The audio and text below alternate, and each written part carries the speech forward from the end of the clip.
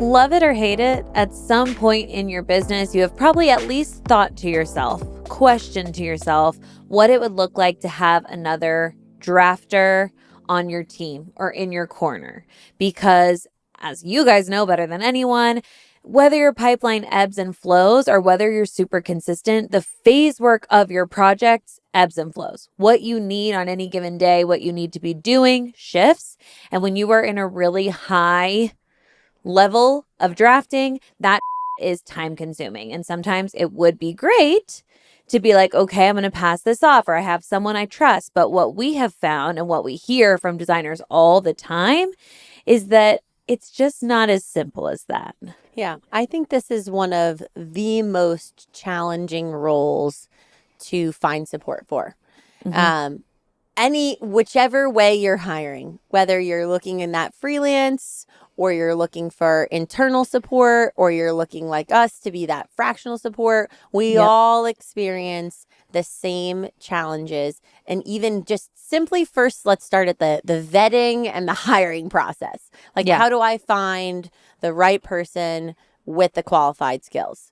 Yeah. Oh man, are we having to double down on recruiting for this specific lane? I think what we can share though is how we test, so that if you're out there and you're trying to see if you're making the right choice, some of the things that we do. And I'm going to say it's insane to me, the skills tests that come in. So to move backwards in our vetting process, right? One of the final stages, I think the final stage is the most important stage. So we'll just start and finish there.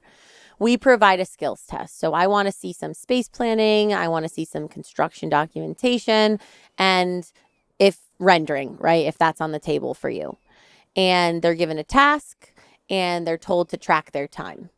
This skills test has a 2-point evaluation, right? I'm looking at the quality of their work and then I'm looking at their time to execute. The combination of those two equal a higher. Good quality, time tracking, feels but alignment. it's even more than that. I mean, like, to say I want a proficient drafter, it's even so much more layered than that, because what technologies are you using and what technologies are they using? Do you want someone who is just simply a drafter who can digitize your ideas, or do you want someone who's a designer who can collaborate with you and bounce ideas back and forth and show you options you might not have come up? Like, yes, I hear you, Shay. I agree. I'm going to send them something. And do they send something that's detailed and thorough and accurate? And did it take them a time that seems reasonable? Sure. But there's more to even finding like the candidate that's going to be a match for you in terms of skill set, in terms of collaborative style. Right. I mean, I skipped to third round in the hiring process, and definitely steps 1 and 2 cater to the basics, right? And that is a big one, like technology, not just finding the proficient drafter, making sure they're drafting inside what you want to be drafting in with all the same proficiency. Internal hire, you're probably paying for those licenses and those technologies in your company. Freelancer, okay, maybe they're coming to the table with that technology available to you, which is great, but now they're a freelancer. How available are they? What is their timeline? What other clients are they juggling? They can just say no to a project when it comes in if they're already at capacity. There's so much to think about when you're already underwater saying, I need help. This is now what you're going to spend your time and energy figuring out. It's just tricky. And we hear it all the time from designers. Yeah. Another thing that we really have to think through, right? Time to execute, right? So I was kind of zooming in on that in the hiring, because that's one of the most critically looked at things from any drafter you hire, right? The time that you're used to it taking, or maybe you've never done it before, so it's an unknown time variable. But another really big thing I talk through with people all the time, when you go to delegate, it's not just the act of executing the thing anymore. It's the act of you spending 20 minutes to organize the task in a way that sets the drafter up for success. It's the review of the drafter to open up now and read through all this organized information you sent. And P.S., if you don't send it in an organized way and you just say, go into house, I'm updating my specifications, go inside of house and pull them there, or here's all the product links. Well, now they have to go open up every single product and go pull the specs and get that organized. So then you have organization that might be layered in. Then they start getting the thing done. Then they get the thing done. Then they got to download all of this. They've got to organize it for you to send back. And then typically there's at least one feedback communication loop inside of that.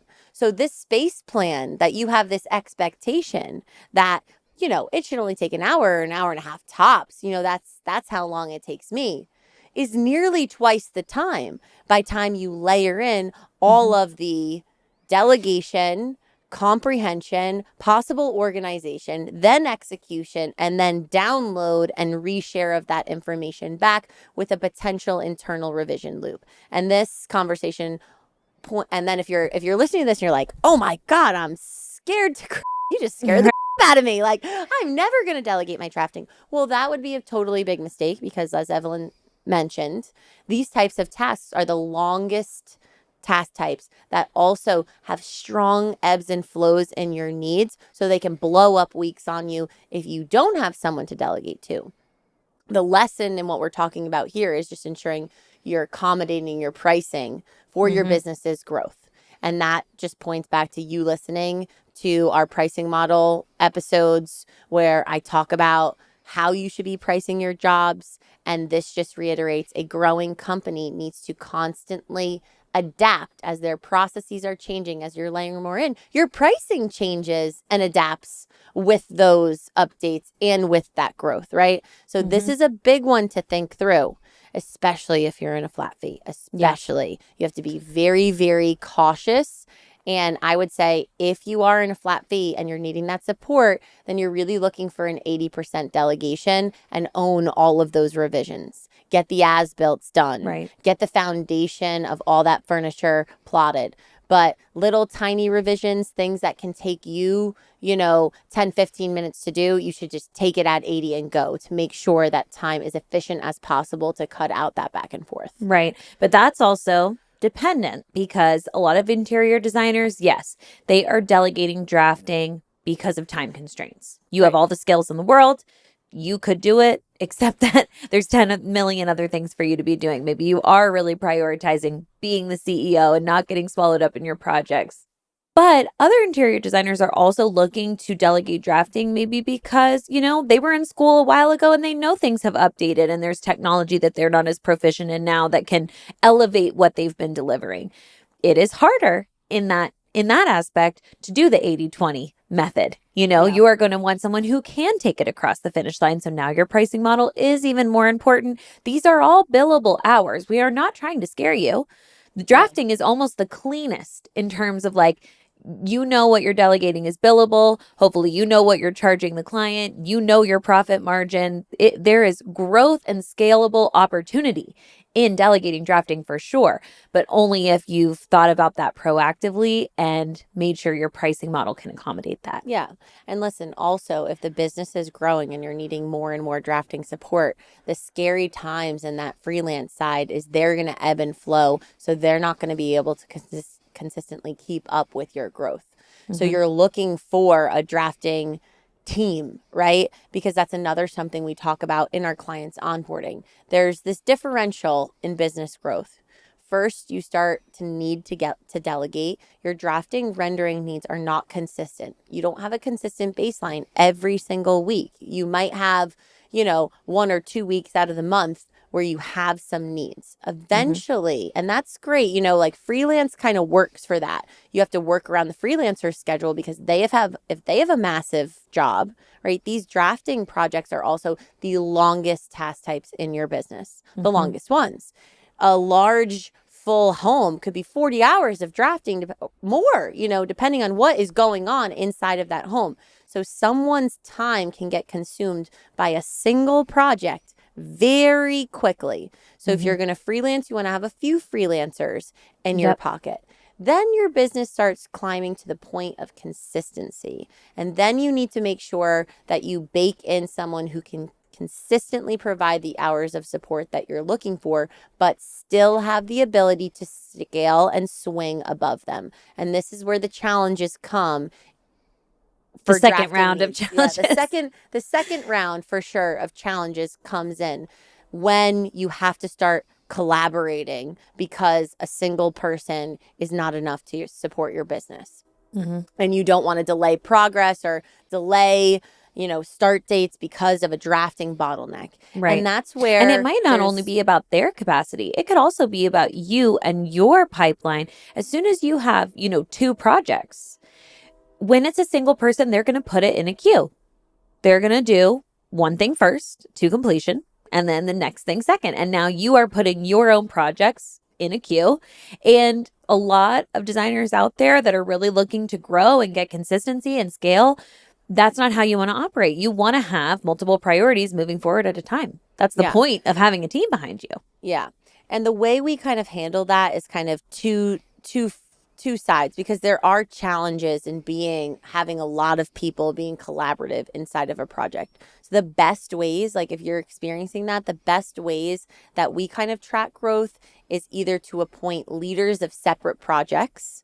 So find a company like us where we can keep feeding you primary points on projects or have enough freelancers, right? But sometimes that's not even enough support. Like that single person and the deadline, and you've got a client that you want to appease, you want to hit that deadline for them, and it is a push, then we have to put multiple people on one project. And we have found the best way to do that is to separate like by floors, cut sections of those homes. There are some challenges when you start making those section cuts to kind of ensure that there is a lead of this project. Someone making sure that there's one cohesive set where these puzzle pieces are coming together and not try to put that nightmare to the person on the other side.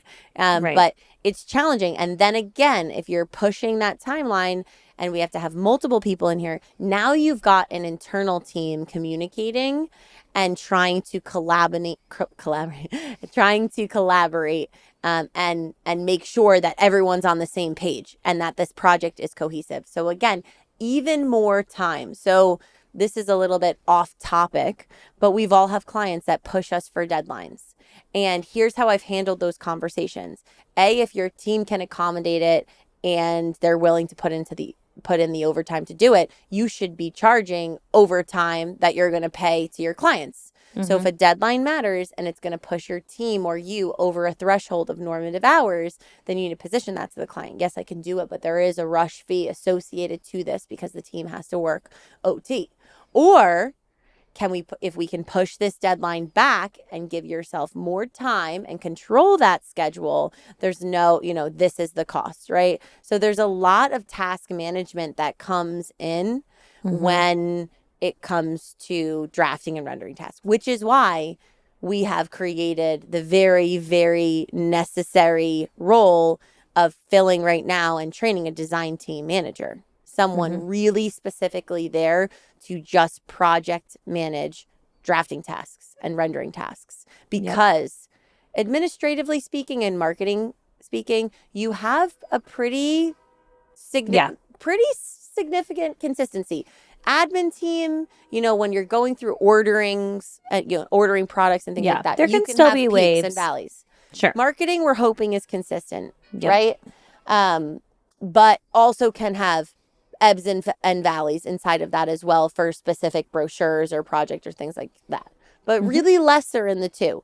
Drafting, huge spikes up and down. Huge, massive spikes. And that team really deserves, or those task types really deserve, a high level of management when you're making assignments. And you have to be ready when you're going to delegate. Let's say you are going to go the freelancer route or multiple freelancers as you grow. Even if you're hiring the traditional model, hiring an internal drafter or drafters, you have to be ready to be that project manager. You're the hub of the wheel, especially if you're working with multiple freelancers who aren't under the same umbrella. All of these conversations are directing back to you, and it does give a very high probability of you becoming your own bottleneck, which is a very frustrating feeling that we want you guys to be able to avoid.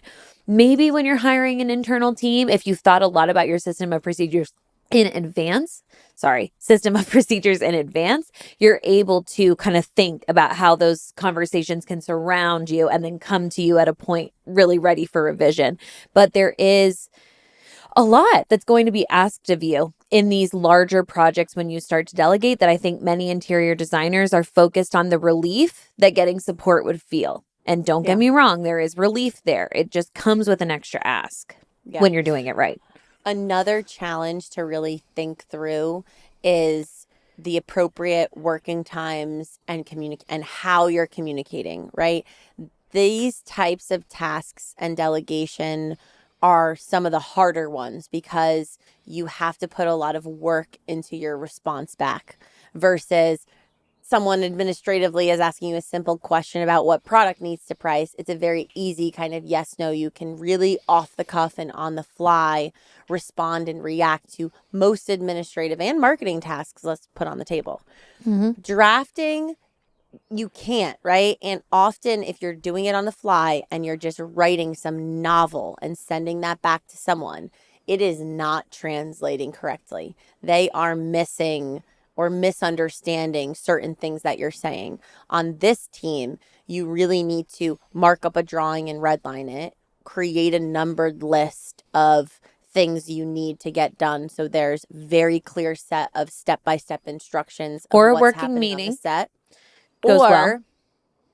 that's that third one we're going to, because 1 and 2 are hard when you're busy and you don't have a set time or you're blocking yourself to respond, and can cause delays, and you can become the bottleneck because you're waiting to respond or do the right things maybe, and now 2 days have gone by, and now this task for this drafter that could have had 3 days to fix 2 hours of revisions is now put under pressure because your client meeting is a day away.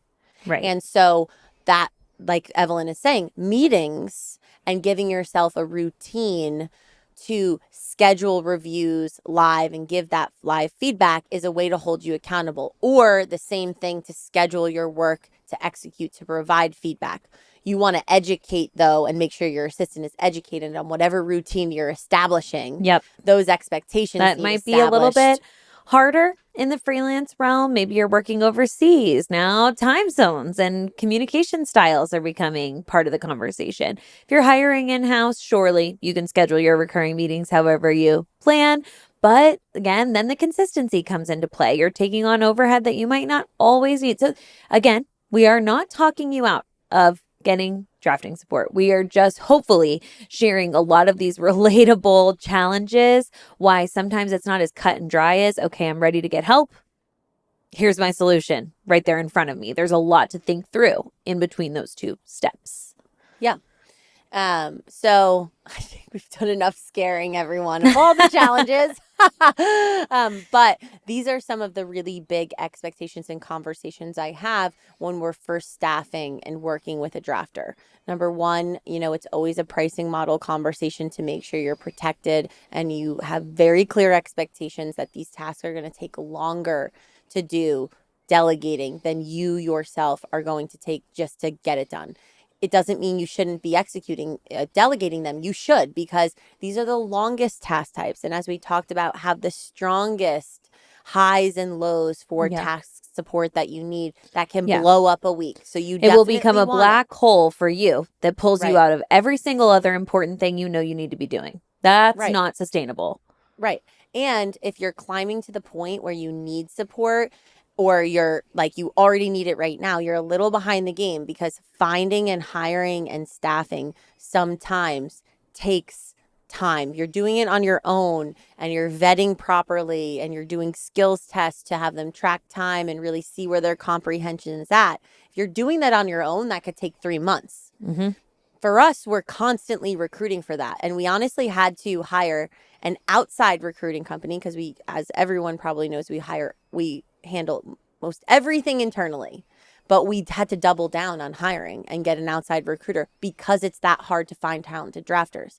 So many skills tests, even if the resume looks good, once you get to the vetting of the skills, twice as long, you know, or the timestamps really say all. And of course, the quality of work, like we talked about. If you're coming to a company, you know, I think you might be cutting your time down like immediately. You're getting a step ahead. You're basically a step ahead through all of the vetting process, but sometimes it still takes rematching. I would say for us, you know, success rate of matching people accordingly and training them to work with someone is probably 95% or higher on administrative teams, marketing teams, 100%, of course, executive teams. But on the drafting team, I'm always very honest, 75% success rate, 75%. That team sometimes does go through that kind of reselection, or sometimes on that team, we have had to recruit specifically for someone because they're using a niche program in ArchiCAD, or, you know, whatever it is they're looking for in a very specific skill set, or, you know, they're in hospitality and they very specifically want hotel experience. And that could sometimes take the same amount of 3 months for us to find that person for them. But the differential is that we're paying the expense of that and you're not. And if it's not a right match, we are also covering the expense of that and rematching. Hiring internally, this role is probably the most expensive role and time you will put in to finding those successful seats. Yeah, just the truth. Truth is the truth. Truth is the truth. Shayna's motto. Yeah. No avoiding the truth, people. No, if only there were. If only there were. Yeah. So just to offer you that alternative, what we call fractional support is, I would say, that sweet spot in between an internal hire and a freelancer. Sweet spots being, like a freelancer, you don't have to hire a full-time or even full part-time role onto your team that you're responsible for, whether your ebb is high or your flow is low. That was stupid. Another sweet spot is you're not doing the hiring, the training, the management, the micromanagement, the project management. We're handling that in-house. And so that is why we believe the fractional model is the modern way to build your interior design team, with all of the skill sets available that you need, with all of the flexibility that your pipeline and your ebb and flow will need.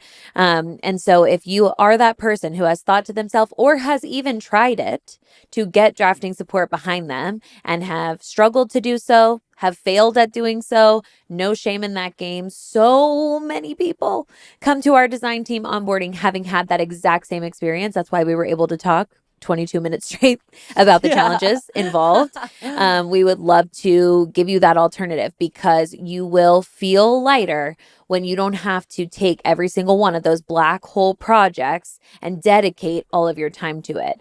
And also, we have been doing this for years, and we know how to help you navigate those challenges and get a match on your team that will do the work you need them to do at the highest level with the most flexibility available to you. Drafting support sounds like the obvious answer when your workload starts climbing. And it is, but not before you understand what you are actually signing up for. Today, we pulled back the curtain on every layer of it: the vetting, the skills, the testing, the true cost, and the time most designers never stop to calculate before they start delegating. And the very real ways that drafting tasks can blow up your week if you are not set up to handle them correctly. Now you know, and knowing changes everything. And here's what we want you to take away from this episode. Getting drafting support is not a decision that you make when you're already drowning. It's a decision that you hopefully make proactively, with your pricing model ready, your feedback systems fully thought through, and a clear understanding of what you're asking for. The designers who struggle with delegation are almost never struggling because they just found the absolute wrong person. They're struggling because the foundation wasn't in place before that person showed up to work. So here's this episode's action step. Pull up your current drafting workload. Look at it honestly and ask yourself whether your pricing can actually absorb the real actual time that delegation takes. Not the time it takes you to do it, but the full handoff, comprehension, execution, feedback, and revision process. If the answer is no, or I'm not sure, that is your starting point. Not finding the drafter, fix your pricing model first. And if you've already tried freelancers and internal hires, but something has always fallen short every single time, this is exactly the conversation we want to have with you. The 4D Biz fractional model exists because we watch designers just like you run into the same walls over and over and over again. With the fractional model, you get the skill sets, the flexibility, and the management without the overhead and without the financial gamble. So schedule a free call with us at fordesignerbusiness.com or click the link in the show notes and let us show you what the fractional model can do for you and your business. If you found value in today's episode, do us a favor and take a moment to rate, review, and subscribe wherever you're listening. New episodes drop every single Tuesday, so be sure to hit subscribe so you never miss one. And remember, you can send us your anonymous questions at fordesignerbusiness.com. Maybe you have a drafting situation right now that you haven't been able to solve, or maybe you're sitting on a drafting backlog right now and you just can't figure out how to dig yourself out. Whatever it is, send it in and you just might get free coaching on a future episode. Listen, here is what we know to be true. The designers who reach success are not the ones who hold on to every single task because no one could possibly do it as well as they can. They are the ones who built the systems, protected their time, and made smart decisions about where to put their energy. Drafting is one of the biggest time consumers in this business, so getting it off your plate the right way is one of the smartest moves you can make. So take what you learned today and put it into action. Until next time, keep designing and keep dreaming. Let's get it, y'all.